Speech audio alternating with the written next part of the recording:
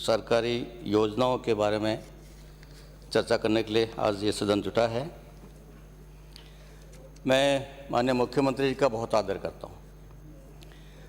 Budget पे हुई चर्चा का जवाब देते समय माननीय मुख्यमंत्री जी ने नेता प्रतिपक्ष आदरणीय गुलाब चंद जी की तरफ इंगित करके कहा था कि आप बहुत आंकड़ेबाजी करते हो, इतने आंकड़ों में मत जाओ।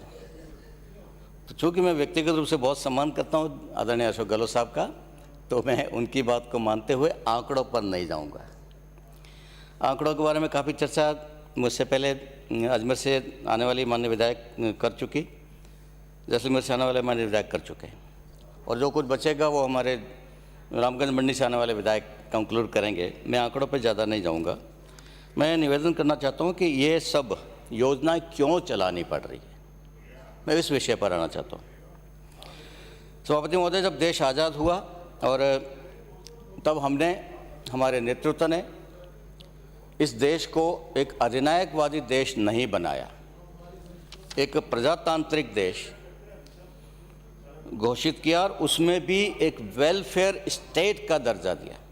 वेलफेयर स्टेट, कल्याणकारी सरकार, कल्याणकारी शासन जिसमें सबका कल्याण हो, उसी भावना के अनुरूप हमारा संविधान बना और संविधान के प्रियम्बल में ही ये लक्ष्य हमारा निर्धारित किया गया कि हमको समानता भी देनी है, हमको न्याय भी देना है। समानता, स्टेटस की समानता, स्तर की समानता, कोई ऊपर बैठ रहा है कोई नीचे बैठना पड़ रहा है किसी को, वो नहीं हो। स्टेटस की समानता हो, अवसर की समानता, व्यापार करना है, नौकरी करनी है, शिक्षा प्राप्त करनी है और भी कुछ करना है तो उसके लिए अवसर की समानता हो, और उससे भी अधिक आत्मसम्मान की जो समानता है, डिग्निटी ऑफ इंडिविजुअल, उसकी रक्षा की जो समानता है, उसकी रक्षा के अधिकार की मैंने जो समानता दी। और ऐसे न्याय देने की जब बात आई तो सामाजिक, आर्थिक और राजनीतिक हर प्रकार से न्याय मिले व्यक्ति को, प्रत्येक नागरिक को। प्रत्येक नागरिक, ऊंचा है, नीचा है, छोटा है, बड़ा है, पैसे वाला है, गरीब है, उससे मतलब नहीं, प्रत्येक नागरिक को यह सब चीज़ें देने का हमने इस देश की जनता से वादा किया था अपने संविधान के माध्यम से, संविधान के प्रियम्बल के माध्यम से। ये सब वो भी क्यों करना पड़ा? क्योंकि हजारों साल तक इस देश में भेदभाव चले, हजारों साल तक चले भेदभाव के कारण कुछ लोग पीछे रह गए, पिछड़ गए, वंचित रह गए। उसमें यदि कोई शारीरिक कारण होता कि किसी की आंखें नहीं है, भगवान ने आंखें दी नहीं, या बाद में दृष्टि चली गई और वो पीछे रह गया, वो एक अलग कैटेगरी हो गई। कोई जंगलों में रहते थे, पहाड़ों में रहते थे, मुख्य धारा से ज़्यादा संपर्क में नहीं थे, तो उनकी शिक्षा दीक्षा वैसे नहीं हो पाई उनकी, तो वो लोग उस कारण से पिछड़ गए। ऐसे ही और भी कोई छोटा मोटा कारण हो सकता है, आर्थिक कारण से पीछे रह गए, कम कमाई थी, ज़मीन कम थी, बड़े ज़मीन 100 बीघा वाले के तुलना में 5 बीघा वाला पिछड़ सकता है, वो भी एक कारण हो सकता है। लेकिन जो चौथा कारण जो मैं बताने जा रहा हूँ वो मानव निर्मित कारण था। हमारे पूर्वजों ने हमारे समाज के एक वर्ग को मानव मानने से भी इनकार कर दिया, मानवीय व्यवहार उनके साथ करना बंद कर दिया, पशुओं से भी गया बीता व्यवहार उनके साथ करना शुरू कर दिया। गली का कुत्ता घर के अंदर घुस जाए तो चल जाए, लेकिन किसी जाति विशेष का लड़का, आदमी, औरत घर के अंदर प्रवेश नहीं कर सकते। ये एक दुर्भाग्यपूर्ण स्थिति देश में निर्माण हुई और उसके कारण से कई लोग वंचित रह गए, पीछे रह गए, पिछड़ गए, और उनका ना आर्थिक विकास हो पाया, ना उनका सामाजिक विकास हो पाया, ना उनका शैक्षणिक विकास हो पाया। हर तरह से उनको नुकसान हुआ और जो कुछ भी मिल सकता था समाज में एक नागरिक के नाते, वो भी रुक गया। एक शेर याद आ रहा है मुझे कि यहाँ तक आते आते सूख जाती हैं सभी नदियाँ, यहाँ तक आते आते सूख जाती है सभी नदियाँ, मुझे मालूम है पानी कहाँ ठहरा हुआ होगा, उस बहते हुए पानी को भी, स्वाभाविक मिलने वाले लाभ को भी रोक दिया गया, वंचित कर दिया गया। तुम क्लास में नहीं जा सकते, तुम स्कूल में नहीं जा सकते, तुम मंदिर में नहीं जा सकते, तुम यहाँ नहीं, ये नहीं कर सकते, वो नहीं कर सकते। उस सारी सुविधाओं को, अधिकारों को रोक दिया गया दुर्भावनापूर्वक।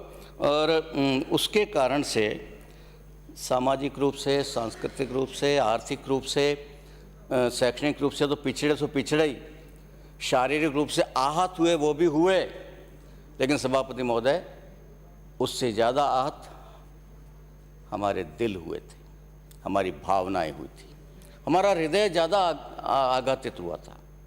और उसकी मरहम पट्टी का कोई व्यवस्था नहीं सोची गई। और उसके लिए बाबा साहब अम्बेडकर ने जो संविधान निर्माण के दौरान भी और अपने सामाजिक गतिविधियों के दौरान भी उन्होंने देश को जो संदेश दिया, सबको समान रखिए, सबको सम्मान दीजिए, ये जो उन्होंने दृष्टि देश के सामने रखी। और उसका उन्होंने रास्ता भी बताया। समता हमारा लक्ष्य है, इक्वलिटी, समता हमारा लक्ष्य है। और उसका रास्ता उन्होंने बताया बंधुभाव, लड़ाई झगड़ा नहीं, लाठी गोली बंदूक नहीं, संघर्ष नहीं, बंधुभाव को उन्होंने रास्ता बताया। बंधुभाव से उत्पन्न हुई समता ही स्थायी होगी। डंडे के जोर से, लाठी के जोर से, गोली के, बंदूक तोप के जोर से या किसी कानून के डर से जो समता आएगी, वो समता स्थायी नहीं होगी। जब तक उस कानून का डर है तब तक वो समता का भाव रहेगा। कानून का डर निकला, जमानत हो गई, वो भाव भी तिरोहित हो गया। तो जो वास्तविक समता जो उत्पन्न होनी थी वो बंधु भाव से उत्पन्न होनी थी। और इसलिए आज जब हम इस सारी योजनाओं के बारे में विचार कर रहे हैं, क्या हमारी योजना इस लायक है, इतनी सक्षम है कि उस बंधु भाव को पैदा कर रही है, उस समता के लक्ष्य को प्राप्त करने में सक्षम हो पा रही है, या फिर आर्थिक रूप से, शैक्षणिक रूप से, सामाजिक रूप से तो समता आ रही है, लेकिन जो गहरे घाव दिलों के अंदर लगे हुए हैं उन पर मरहम लग रहा है कि नहीं लग रहा है। इन योजनाओं के माध्यम से, इन सारे क्रियाकलापों के माध्यम से, हमारे भाषणों के माध्यम से भी, हमारे लेखन के माध्यम से भी, यदि वो घाव नहीं भर रहे हैं और वो गैप जो दूरी बन गई है, वो खाई यदि नहीं पट रही है, तो इन सब चीज़ों का कोई लाभ नहीं, कोई उपयोग नहीं। और इसलिए मैं निवेदन करना चाहता हूँ सभापति महोदय सरकार से कि इन योजनाओं को क्रियान्वित करते समय, योजनाएं बनाते समय, योजनाओं को क्रियान्वित करते समय उस समता के भाव को प्रमुखता दी जाए, उस दूरी को कम करने के प्रयास किए जाए और उस खाई को पाटने के प्रयास किए जाए जो हजारों साल की हमारी गलतियों के कारण पैदा हो गई। और हम अपने होते हुए भी एक दूसरे के लिए पराये हो गए, अपने होते हुए भी एक दूसरे के लिए दुश्मन हो गए। उस परिस्थिति से हमको निकालना, इस समाज को मानसिक रूप से, बौद्धिक रूप से, दिमागों में से वो कचरा निकालना है। अभी अजमेर से आने वाली माननीय विधायक कह रही थी कि शहरों में तो छुआछूत समाप्त हो गई, बहुत हद तक समाप्त हो गई, गाँव में भी सिमट रही है, कम हो रही है, इसमें कोई शक नहीं। मैंने मेरे बचपन में जो कुछ भुगता है मेरे बच्चों को नहीं भुगतना पड़ रहा।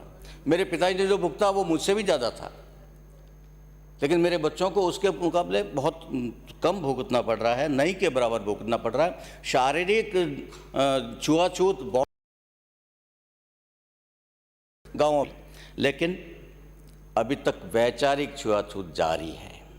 हमारे विचार अभी तक शुद्ध नहीं हुए। मन से हम एक दूसरे को स्वीकार करने को तैयार नहीं। मैं एक दूसरे दोनों को कह रहा हूँ, मैं अकेले उच्च वर्ग पे ये आरोप नहीं लगा रहा कि आप उनको नज़दीक नहीं ला रहे।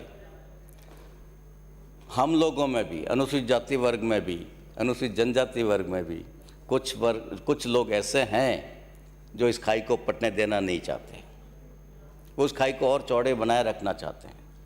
उनको भी अपना मन शुद्ध करना होगा, उनको भी अपने दिमाग साफ करने से ताली एक हाथ से नहीं बजती।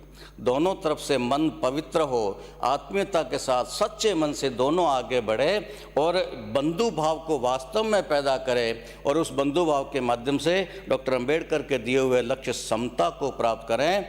तब जाके हम इस देश के लिए एक उपयोगी ऐसा शांति का वातावरण और बंधु भाव का वातावरण, आत्मीयता का वातावरण हम दे पाएंगे। वो यदि हम दे पाते हैं तो ही इन सब का लाभ होगा। आरक्षण की भी व्यवस्था है, सारी पदोन्नतियों की भी व्यवस्था है, बहुत सारी छात्रवृत्तियों की भी व्यवस्था है, आपके बहुत सारी योजनाएं हैं। उन सारी योजनाओं में भी लागू करते समय जिस अधिकारी को वो लागू करनी है उसका यदि दिमाग साफ नहीं है, उसमें कचरा भरा हुआ है, मन साफ नहीं है, तो उस लागू करने में कोताही कर जाता है, कागजी कार्रवाई तो पूरी कर लेता है, वास्तविक हित लाभ नहीं पहुंचने देता वास्तविक लाभार्थी तक। ये होता है, आज भी होते हुए हम देखते हैं। कैसे टालना, पूरा लाभ नहीं देना, आधा अधूरा देना, नहीं देना, वंचित कर देना, प्रयास करते हुए दिखना पर प्रयास करना नहीं, ये तब होता है जब मन का कचरा नहीं निकला होता है, जब दिमाग साफ नहीं हुए होते हैं। तो सभापति महोदय, मेरा निवेदन है, मैं पहले भी निवेदन किया है कि मैं आंकड़ेबाजी में ज़्यादा नहीं पढ़ता, मैं कुछ सैद्धांतिक मुद्दों पे बात करने की कोशिश करता हूँ। ये राजस्थान के सबसे बड़ी सभा है जिसमें चुने हुए 200 लोग बैठे हैं और उन 200 लोगों का समाज में कितना प्रभाव है वो हमको पता है। हम लोग जैसा आगे जाके करेंगे या करते हुए दिखेंगे वैसा दूसरे लोग करेंगे। तो मेरा सबसे निवेदन है, हम अपने दिमागों का कचरा निकालें, हम इस समता के लक्ष्य को प्राप्त करने के लिए बंधु भाव के मार्ग को ईमानदारी से अपनाएं, तन मन से अपनाएं, और उसके लिए जो भी प्रयास करना आवश्यक है, चाहे प्रशासनिक दृष्टि से करना है, सामाजिक दृष्टि से करना है, शैक्षणिक दृष्टि से करना है, आर्थिक जगत में करना है, जो भी उसके लिए प्रयास करना आवश्यक है वो करें, तन मन से करें, ईमानदारी से करें, बंधु भाव के भावना के साथ करें और समता का लक्ष्य प्राप्त करें। इस देश को एक और अखंड रखना है लंबे समय तक, तो ये चीज़ लाना बहुत आवश्यक है। उसके बिना हम अपने इस देश को भी ज़्यादा समय तक सुरक्षित नहीं रह पाएंगे और देश की में उत्पन्न हो रही समस्याओं से भी हम नहीं निपट पाएंगे, उनको समाप्त नहीं कर पाएंगे। मेरे दादाजी और पिताजी आयुर्वेद के जानकार रहे हैं, तो मैं रोग के लक्षणों के इलाज पे ज़्यादा ध्यान नहीं देता, रोग के कारणों के इलाज पे ज़्यादा प्रयास करता हूँ